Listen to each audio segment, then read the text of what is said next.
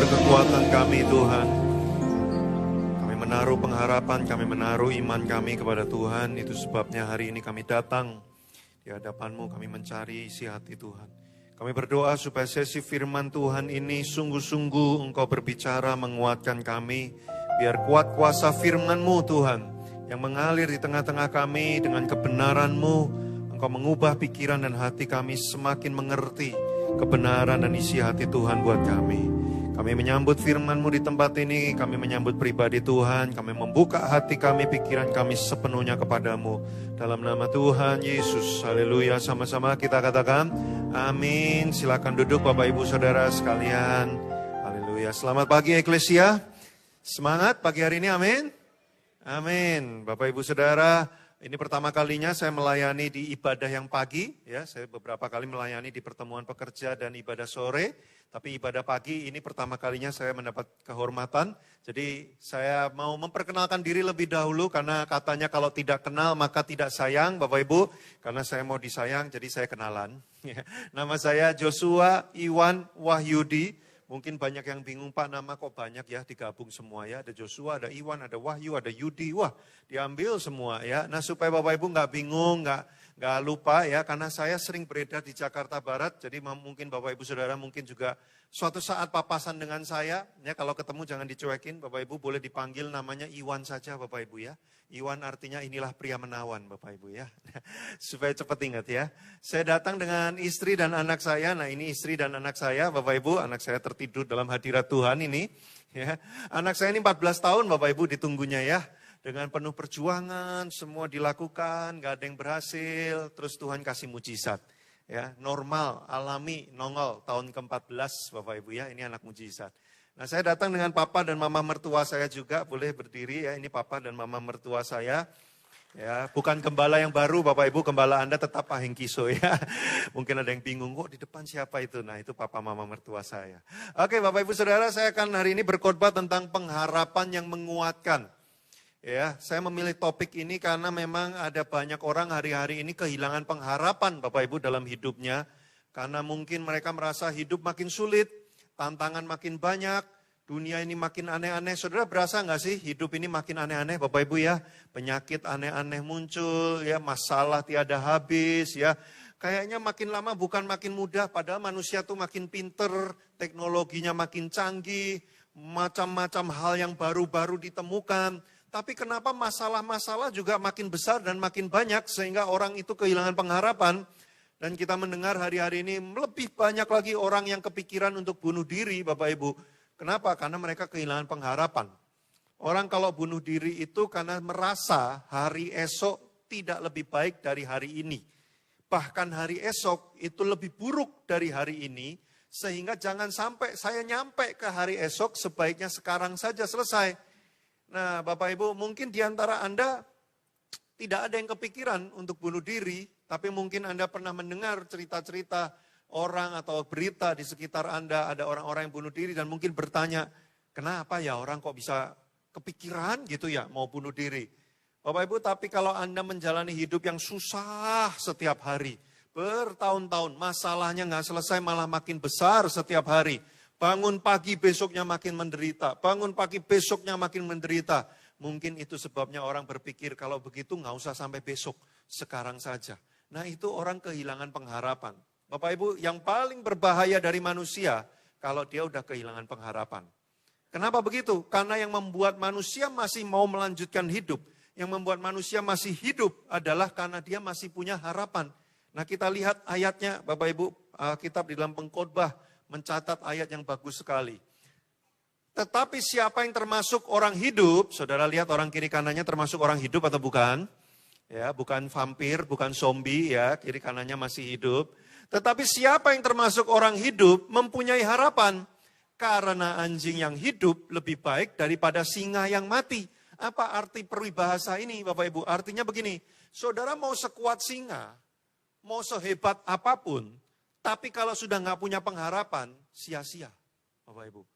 Ada orang-orang yang sudah pinter, luar biasa, keahliannya banyak, tapi nggak lakukan apa-apa. Waktu ditanya, kenapa kamu kok nggak mau berusaha? Karena sudah kehilangan pengharapan, Bapak Ibu. Padahal dia mungkin punya keahlian, punya kemampuan, punya kehebatan, tapi tidak punya harapan, sia-sia. Makanya dikatakan singa yang mati, ya percuma. Masih lebih baik anjing yang hidup. Maksudnya gimana? Meskipun kelihatannya lemah, tidak sekuat singa, ya mungkin terbatas, tapi kalau masih punya harapan, dia masih bisa berusaha.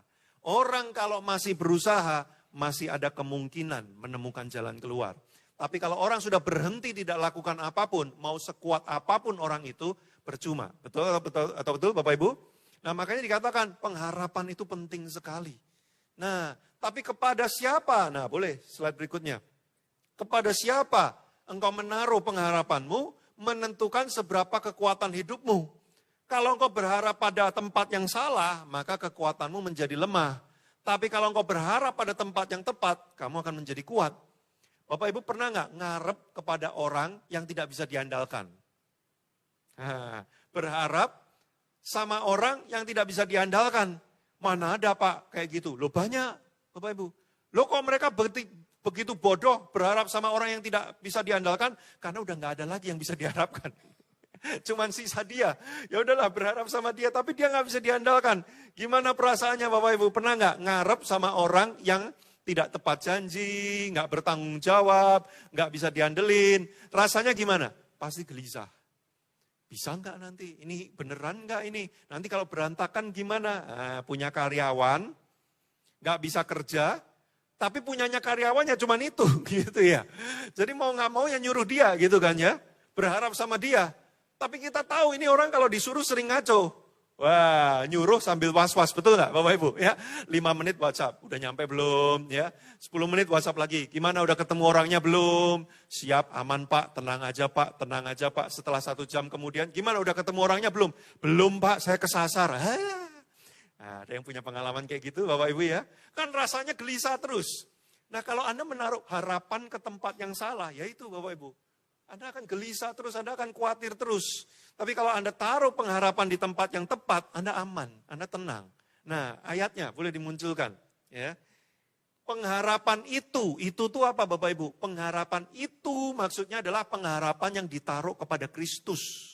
Bukan kepada tempat lain.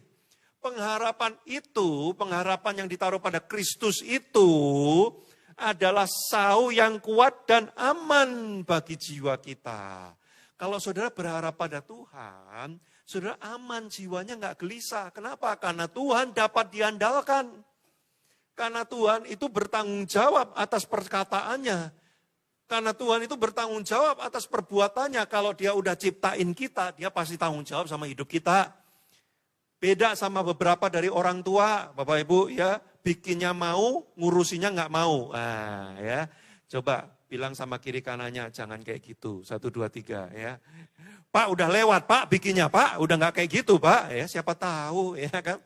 Bikinnya seneng, waktu udah lahir anaknya nggak diurusin, nggak tanggung jawab. Nah Bapak Ibu, ya, tapi Tuhan nggak gitu. Dia ciptakan kita, dia bertanggung jawab sama hidup kita. Kalau kita mau berjalan dan berharap kepada Tuhan. Makanya Bapak Ibu Saudara taruhlah pengharapanmu di tempat yang tepat. Karena kalau engkau berharap kepada tempat yang mudah goyang, nanti hatimu juga mudah goyang. Berharap pada uang, kalau uangnya ada, saudara tenang. Tapi kalau uangnya sudah nggak ada, saudara amsyong. Karena pengharapannya kepada uang. Loh saudara, memang uang itu kalau pas lagi ada, kelihatannya meyakinkan dan teguh banget. Betul nggak Bapak Ibu? Tapi saya nggak tahu dengan Anda loh. Saya sih hidup ya belum lama-lama amat lah, lumayan lah ya. Nggak usah hidup terlalu lama untuk tahu bahwa uang itu lenyapnya begitu mudah dan cepat. Ya, ngumpulinya setengah mati, banting tulang, banting pintu, banting istri, semua dibanting. Ya, emangnya ini smackdown gitu ya. Ngumpulinya setengah mati, hilangnya pet. Pernah ada yang ngerasain kayak gitu, saudara? Ya, saya baru aja tahun ini ya ditipu orang. Wah, ngumpulinya sampai saya kurus kering, tinggal kulit dan tulang, saudara ya. Wah, setengah mati, hilangnya gitu aja saudara, ditipu pakai ini apa kayak aplikasi atau website gitu, tiba-tiba lah udah nggak balik, ya. Lenyapnya tuh cepet saudara ya. Ngumpulinya setengah mati, tiba-tiba ada apalah ya, Mobilnya kenapa lah, rumahnya kenapa lah, bayar sekian. Sudah, itulah uang. Ya. Bisa lenyap dalam satu malam. Waktu COVID kemarin, Bapak Ibu Saudara, ya, saya cerita yang susah-susah ya Saudara ya, supaya postur saya memang meyakinkan ya. Ini postur orang susah gitu ya, nggak bercanda. Saya dari dulu udah kayak gini Bapak Ibu ya. Nah, waktu COVID kemarin Bapak Ibu Saudara ya, lagi enak-enak di gereja, syuting untuk khotbah online hari Minggu. Tiba-tiba yang biasanya ngurusin investasi saya di bank gitu ya Bapak Ibu ya. Tapi dia keluar, dia nawarin saya satu investasi yang bagus gitu ya. Udah percaya karena dia di bank selama ini bertahun-tahun bener gitu ya. Saya percayakan ke dia. Tiba-tiba dia datang ke tempat saya. Dia minta maaf. Pak maaf, kalau orang udah datang minta maaf tuh hawanya gak enak Saudara ya. Maaf, waduh gak enak ini ya. Dia cerita Bapak Ibu investasinya lenyap, ya. Udah gak balik lagi sampai detik ini Bapak Ibu. Itu 75% tabungan saya hilang dalam semalam. Gak pakai ngimpi, gak pakai hujan, gak ada angin, gak ada apa-apa. Biasa aja, besoknya hilang aja Saudara. Kalau saya taruh harapan saya sama uang, kelihatannya hari ini saya ketawa-ketawa, besoknya semalam uang itu lenyap, besoknya saya bisa pengen bunuh diri Saudara. Lah saya taruhnya di tempat yang kayak gitu, hilang aja hidup saya. Saudara nangkep maksud saya? Ya kalau gitu gimana dong Pak? Emang kita nggak butuh duit loh. Kita butuh duit, tapi pengharapan kita jangan sama duit. Pengharapan kita adalah kepada Tuhan yang memelihara kita. Dia tanggung jawab sama hidup kita. Kalau kita berjalan sama dia, dia tidak akan biarkan kita kelaparan dan keleleran. Loh, saudara kan sudah ada ayatnya. Anak cucumu tidak akan meminta-minta. Tapi saya yang minta-minta, anak cucu saya enggak. Ya Anda aja yang enggak minta-minta lah. Gimana sih? Kan ada ayatnya. Tidak akan dibiarkan jatuh sampai tergeletak. Kesandung iya. Hampir nyosor kalau orang Jawa bilang. Nyungsep gitu ya. Hampir nyungsep iya. Tapi tangan Tuhan akan menopang supaya saudara enggak sampai gedebuk. Nah, limbung hampir jatuh, kesandung iya, tapi enggak gedebuk. Saudara mau jatuh dari paling atas sampai paling bawah sekalipun, kalau enggak gedebuk, enggak apa-apa. Ya saudara, anak saya pernah saudara duduk-duduk di kasur sampai di pinggir-pinggir gitu ya. Set, tiba-tiba ya, asalkan tangannya pas, set, enggak gedebuk, aman Bapak Ibu Saudara. Nah memang orang Kristen kadang-kadang hidupnya nyaris ya, nyaris gedebuk. Ya, tapi nggak akan gedebuk. Bilang sama kiri kananmu, tidak akan. 1, 2, 3. Tidak akan. Loh, tapi aku udah gedebuk. Nah ya, maka kita perlu bertanya, apakah kita selama ini menaruh pengharapan kita kepada Tuhan atau enggak. Jangan taruh di tempat yang lain Bapak Ibu. Berharap hanya kepada Tuhan. Karena Tuhan itu tidak ingkar janji. Amin. Nah boleh dimunculkan statement saya? Taruhlah harapanmu di dalam Tuhan. Jangkarkan jiwamu lebih dalam lagi Bapak Ibu. Makanya tahun 2025 Bapak Ibu Saudara cari Tuhan lebih lagi. Jiwanya tuh ditancapkan lebih dalam lagi kepada Tuhan, jangan kepada yang lain. Bapak Ibu berita sepak bola nancep banget. Berita politik nancep banget. Berita yang lain nancep banget. Begitu firman Tuhan cuma 30 menit aja tidur lagi Bapak Ibu. Ya. Cuma 30 menit aja. Drakor 1 jam aja 5-7 episode dijabanin. Ya, lagi. Giliran firman Tuhan 30 menit, 5 menit pertama masuk keadaan yang semakin dalam dan semakin dalam. Nah, Bapak Ibu, ayo kita sungguh-sungguh lebih dalam kepada Tuhan. Gini loh, Bapak Ibu Saudara, ya. Apa yang sering masuk ke dalam telinga Anda, masuk ke kepala Anda, masuk ke hati Anda, yang paling sering dan paling banyak, itu akan mendominasi hidup Anda. Apa yang paling sering Anda dengarkan, iman itu timbulnya dari apa Saudara? Pendengaran. Kalau iman kepada Kristus timbulnya dari pendengaran akan firman Kristus. Tapi kalau pendengarannya akan berita-berita yang jelek-jelek, imanmu juga jadi jelek. Coba saudara ya, selama sebulan dengerin berita orang mati terus. Ya kena jantung, kena ini setiap hari. Nanti saudara setelah sebulan, hari pertama bisa berasa mau mati loh saudara. Wah kayaknya aku gak lama lagi. Kayaknya ini jantungku kok gak enak ya rasanya ya. Ya padahal jantungmu cuma berdetak aja, biasa aja. Tapi rasanya nggak enak. Kenapa? Karena imanmu dibangun oleh apa yang saudara dengarkan setiap hari. Makanya sudah 2025. Ya nggak usah tunggu 2025, ini tanggal 29. Ya mulai sekarang Bapak Ibu Saudara. Ya mulai Anda perbanyak perdalam di dalam Tuhan. Karena nanti imanmu di dalam Tuhan itu yang menentukan apakah saudara punya pengharapan atau tidak. Ya, lanjutkan slide berikutnya. Nah, orang yang menanti-nantikan Tuhan, orang yang berharap kepada Tuhan, dikatakan kita baca bersama-sama, 1, 2, 3, mendapat kekuatan baru. Saudara, tahun baru, saudara butuh kekuatan baru. Saudara nggak bisa pakai kekuatan tahun ini untuk menjalani tahun depan. Kenapa? Karena tahun depan jangan-jangan ada masalah baru yang saudara belum pernah hadapi. Saudara, saya 14 tahun nggak punya anak. Berdua aja kemana-mana, begitu punya anak, beda ceritanya masalah hidupnya. Saudaraku, saya butuh kekuatan yang baru untuk menghadapi musim yang baru. Nanti anak saya SMP, saya butuh kekuatan yang baru lagi. Saudara, teman-teman seangkatan saya, anaknya sudah mau masuk SMA semua, anak saya baru 2 tahun. Nanti kalau dia masuk SMA, mungkin saya sudah hampir 60 tahun, saudara.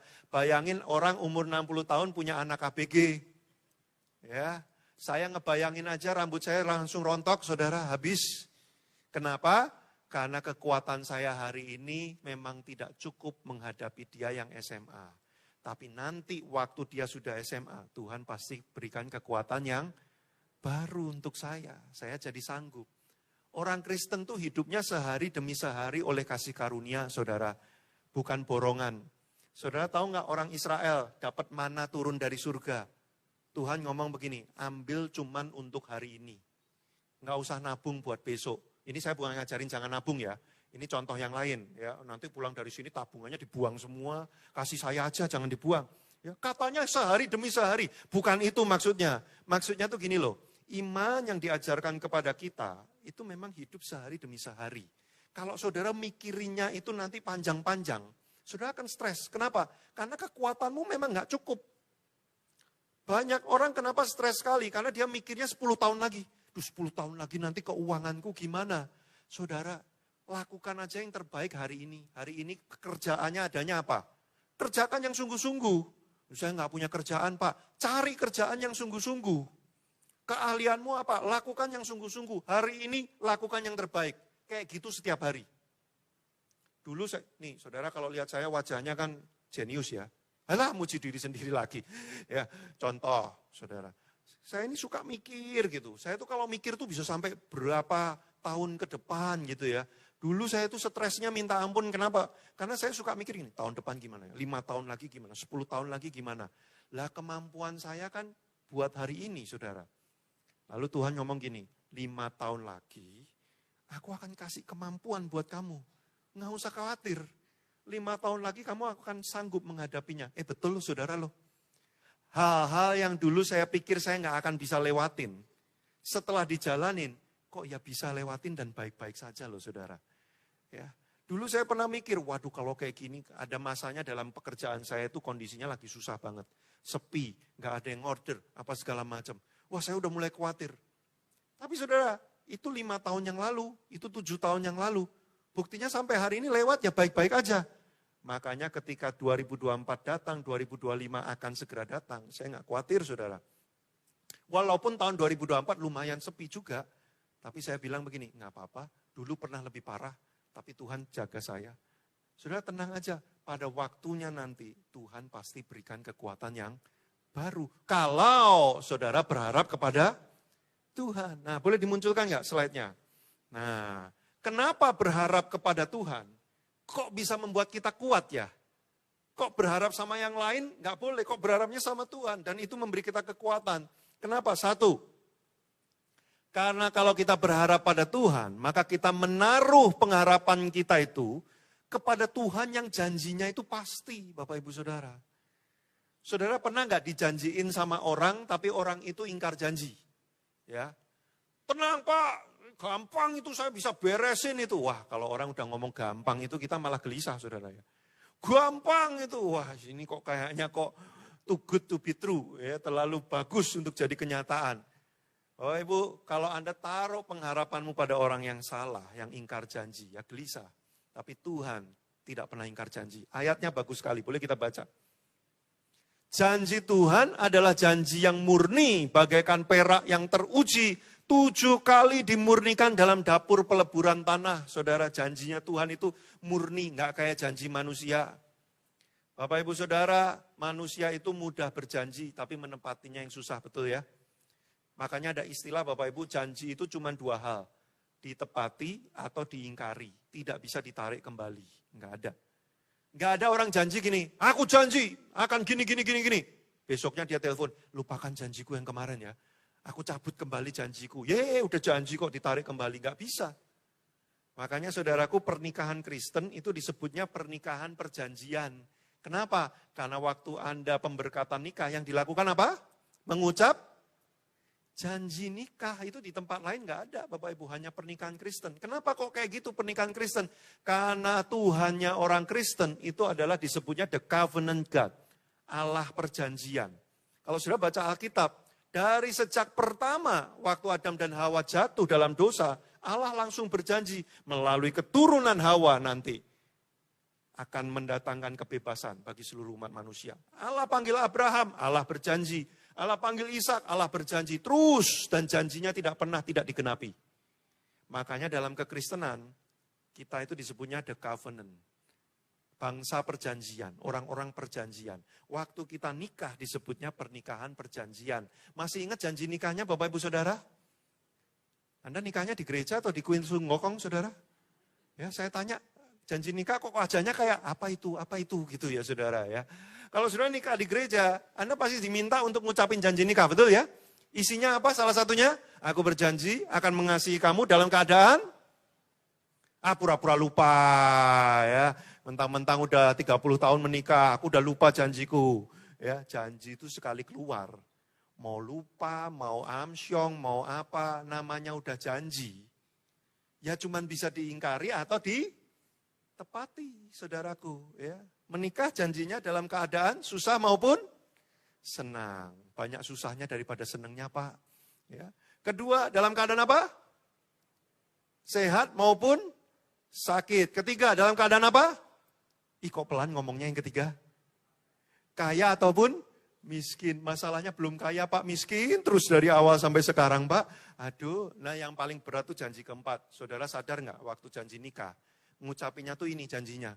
Aku akan mengasihi kamu dalam keadaan apapun juga. Apapun juga itu apa saudara? Ya apapun juga, termasuk waktu pasanganmu kesurupan. Ya, wah, kita udah janji aku akan mengasihi kamu. Makanya berjanji itu gampang. Saudara kalau datang pemberkatan nikah, itu pasangan. Saya ini gembala nikah saudara, nanti 18 Januari saya memberkati lagi satu pasangan. Itu saudara datang deh ke pemberkatan nikah. Wih anak-anak muda sekarang itu romantis-romantis kalau nikah ya. Ngucap janji nikah tuh dengan berlinang air mata kayak drakor gitu. Wah, kita yang menyaksikan nanti air mata yang sesungguhnya akan keluar. Ya, janji-janji mah gampang, nanti begitu jalanin kamu, rasakan kamu. Itu manusia. Tapi Tuhan kalau berjanji tidak akan lupa, tidak akan ingkar, pasti dia tepati. Hanya, tepuk tangan dulu saudara. Hanya karena sekarang belum ditepati, bukan berarti nanti tidak ditepati. Tuhan sedang menunggu waktu yang terbaik untuk dia menepati janjinya. Tuhan tahu kapan dia harus menepati janjinya. Makanya Bapak Ibu Saudara berharap kepada Tuhan yang pasti. Engkau tidak akan kehilangan kekuatan. Pengharapanmu selalu ada. Boleh kita lihat? Coba. Kedua. Kenapa berharap kepada Tuhan itu memberikan kita kekuatan? Bukan cuma Tuhan itu berjanji. Tapi dia juga menyertai dan menguatkan kita selama menunggu janji Tuhan itu digenapi. Saudaraku, kalau cuma janji-janji aja kadang-kadang bikin deg-degan. Misalkan saya contoh, Pak siapa Pak namanya Pak? Satrio? Pak Satrio gitu ya. Misalkan saya janji sama Pak Satrio pulang dari kebaktian kedua ini Pak Satrio. Saya akan traktir makan, bebas mau makan apa saja. Ya, yang paling mahal di Jakarta ini sebanyak-banyaknya. Nanti saya yang bayar Pak. Janji, ya kan? Tapi habis kebaktian kedua, saya ngilang. Saya nggak ada. Wah Pak Satrio ya deg-degan gitu kan ya. Tapi kalau setelah selesai kebaktian kedua, saya langsung duduk di sebelahnya Pak Satrio. Saya langsung bilang, ayo Pak, mau makan di mana Pak? Saya anterin pakai mobil saya. Wih, saya anterin ya. Pak Satrio milih makanan, makan saya liatin gitu ya. Terpesona, wah luar biasa. Sampai saya anterin di depan kasir. Oh Pak Satrio lebih yakin nggak? Kenapa? Karena saya temenin. Memang penampilan saya kurang meyakinkan. Ya saya sadar Bapak Ibu ya. Ini cuma contoh saja. Tapi kalau saya temenin dia, bahkan saya menguatkan dia. Tenang Pak, saya yang bayar Pak. Udah makan aja Pak. Ya. Tiap 10 menit saya ulang-ulang janji saya. Tenang Pak, saya yang bayar Pak. Akan lebih kuat Bapak Ibu. Lah itu Tuhan. Makanya kenapa Anda perlu tiap minggu datang ke kebaktian. Supaya Anda menerima penguatan janji Tuhan lagi. Dikuatkan lagi, dikuatkan lagi. Supaya waktu Anda berjalan, udah mulai ragu-ragu. Anda dengar khotbah, Anda dengar firman, Anda dikuatkan lagi. Sama kayak saya ke Pak Satrio tiap 10 menit. Tenang Pak, saya yang bayar Pak. Tenang Pak, saya yang bayar Pak. Makanya makannya tenang Pak Satrio. Tapi kalau saya ngilang, deg-degan. Dia makan sambil nanti yang bayar siapa nih? Makanya udah dikit-dikit aja, ngirit-ngirit aja. Bapak Ibu nangkep maksud saya? Yes. Nah Tuhan kita bukan cuma berjanji Bapak Ibu. Tuhan kita ikut menemani kita. Makanya Anda perlu saat teduh setiap hari. Waktu Anda berdoa dan membaca Alkitab, itu Tuhan menguatkan lagi. Tenang, aku menyertai kamu. Jangan takut dan gelisah. Masa depanmu cerah di tanganku. Tenang saudara. Makanya 2025 cari Tuhan lebih banyak Bapak Ibu Saudara. Pegang janji Tuhan terus menerus. Orang boleh janji sama saudara, aku tolong kamu, aku kasih kamu uang, aku bantu kamu dan sebagainya. Tapi tetap pengharapan kita kepada Tuhan. Ya, berikutnya. Yes. Ayatnya ini bagus banget. Ulangan 31 ayat 8. Sebab Tuhan, apa Bapak Ibu Saudara? Dia sendiri akan berjalan di depanmu. Terus apa? Dia sendiri akan menyertai engkau. Dia tidak akan membiarkan engkau dan tidak akan meninggalkan engkau. Kita baca bersama-sama. 1, 2, 3. Janganlah takut dan janganlah patah hati. Coba bilang sama kiri kanannya, jangan takut, jangan patah hati. 1, 2, 3. Jangan takut, jangan patah hati. Kenapa Bapak Ibu? Karena Tuhan menyertaimu. Dia bukan cuma berjanji. Bahkan dia menyertai sampai janji itu digenapi. Ketiga terakhir. Next. Kenapa berharap kepada Tuhan itu memberi kita kekuatan? Karena waktu kita berjalan bersama dengan Tuhan, menaruh pengharapan akan Tuhan, Tuhan melatih kita supaya tumbuh kekuatan dari dalam diri kita. Sudah orang Kristen itu dikatakan jalan hidup orang benar semakin apa? Terang hingga rembang tengah hari. Artinya apa saudara? Waktu engkau berjalan, engkau makin kuat. Engkau makin kuat. Imanmu makin kuat. Perjalanan hidupmu tidak makin mudah. Perjalanan hidupmu mungkin makin susah. Tapi engkau makin kuat. Engkau makin kuat. Bukan karena engkau hebat. Tapi karena kekuatan yang baru yang tadi itu loh. Diberikan kepada kita setiap hari. Kenapa kok bisa gitu? Karena kita bersama dengan Tuhan terus. Pengharapan kita taruh kepada Tuhan terus. Tuhan tidak mau saudara terus sama kayak begini terus. Tuhan pengen saudara lebih kuat. Kenapa? Karena kalau engkau lebih kuat. Gini loh Bapak Ibu Saudara. Kalau Tuhan pengen memberkatin saya banyak. Saya harus menyiapkan diri saya untuk kuat menanggung beban berkat itu. Kalau saya nggak latih diri saya menjadi kuat, lalu Tuhan berkatin saya banyak-banyak, nanti saya akan roboh. Bapak Ibu, sudah nangkep maksud saya? Banyak orang Kristen doa, Tuhan berkati aku, Tuhan berkati aku. Masalahnya kamu kuat nggak nanggung berkat itu? Loh banyak orang dikasih berkat dalam bentuk apapun loh. Uang, kesehatan, kesempatan, waktu lebih banyak, peluang-peluang. Tapi dia nggak punya kekuatan dalam jiwa dan pikiran dan hatinya. Imannya nggak kuat. Akhirnya uang yang banyak itu dia pakai untuk bikin dosa. Akhirnya tubuhnya yang sehat itu dia pakai untuk nyakitin orang lain. Akhirnya waktunya yang banyak itu dia habiskan untuk melakukan hal-hal yang jahat. Kenapa? Karena dia nggak sanggup. Tuhan nggak mau kasih banyak-banyak kalau Anda nggak sanggup. Itu sebabnya Tuhan latih kekuatanmu. Lewat apa? Lewat pencobaan, lewat ujian, lewat masalah yang saudara alami. Tuhan buat kamu semakin kuat supaya dia bisa memberkati kamu lebih banyak lagi. Jadi saudara jangan doa minta berkat. Saudara berdoanya gini, Tuhan buat aku menjadi bertumbuh lebih kuat.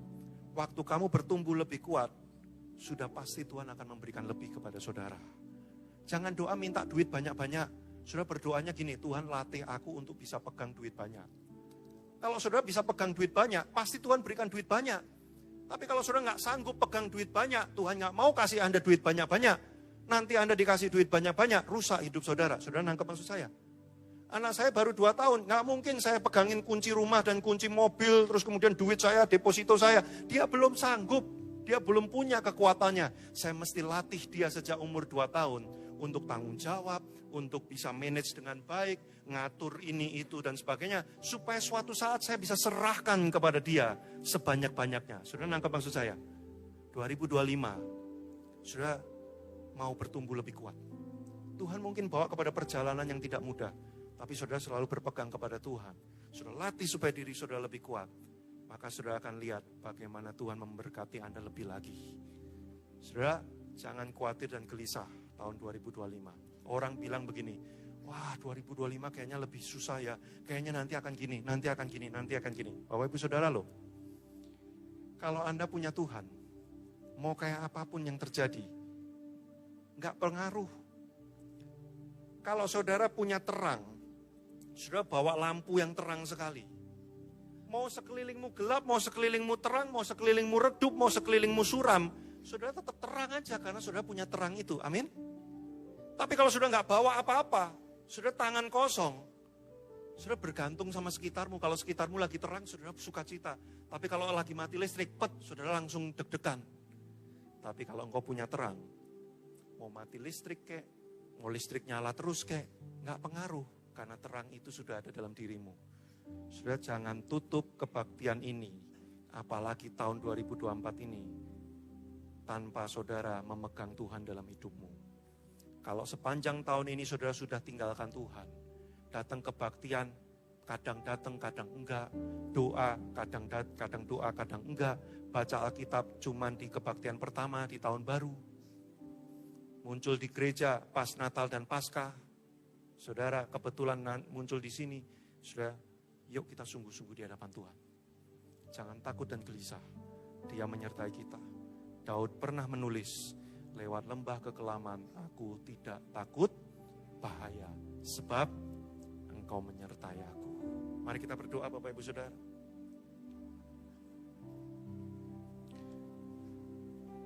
Saya berikan waktu Bapak Ibu Saudara, apa yang menjadi pergumulanmu, apa yang menjadi kekhawatiranmu, apa yang menjadi kegelisahanmu hari-hari ini. Berdoa di hadapan Tuhan, serahkan di hadapan Dia. Pandang Tuhan, arahkan hatimu kepada Kristus, pandang Dia. Tambahkan imanmu pagi hari ini, naikkan imanmu. Pengharapan nyala kembali dalam nama Yesus. Jangan gelisah, jangan takut. Sekalipun kelihatannya tidak ada jalan keluar, sekalipun kelihatannya sudah buntu, sekalipun kelihatannya engkau tidak punya kemampuan untuk menghadapinya, pada waktunya Tuhan memberikan engkau kekuatan yang baru. Mari berdoa kepada Tuhan, saudaraku. Suami istri yang datang dengan pasanganmu, ayo berdoa bersama. Mari para pria-pria, suami-suami, pimpin pasanganmu untuk berdoa. Saya berikan waktu beberapa saat ini. Ayo berpasangan suami istri berdoa.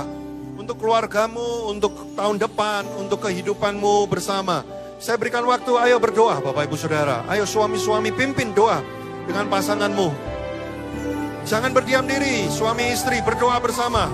Saudara yang tidak datang dengan pasangan, saudara yang belum menikah, saudara yang sendiri, doa kepada Tuhan juga. Oh Tuhan, urapi doa-doa yang dinaikkan pada pagi hari ini. Oh Tuhan, urapi setiap doa yang dinaikkan dalam nama Yesus. Yes, saya berikan waktu saudara terus berdoa. Ya. Haleluya, haleluya, haleluya.